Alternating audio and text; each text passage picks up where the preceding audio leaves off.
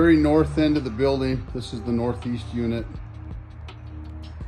which most of the units on the north, this is the third floor, north end. Everything's pretty much insulated. South end of the third floor, with the electricals coming along. But that's it. There's no insulation up here yet. Lots of wiring scraps, so I'm assuming they're just finishing up the electrical up there. Second floor, north end.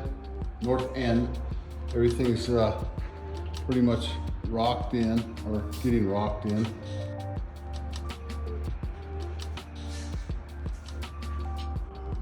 South end of the second floor, pretty much the same as the south end of the third floor. Lots of wiring going on.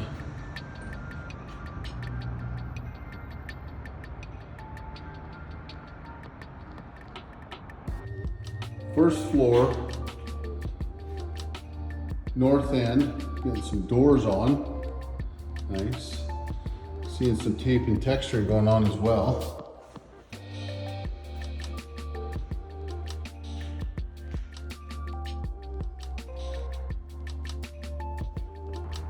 South end of the first floor, looks like it's all wired, getting ready for insulation. There's a little bit of insulation on one of the units here. But yeah, south end, just getting insulation on the first floor.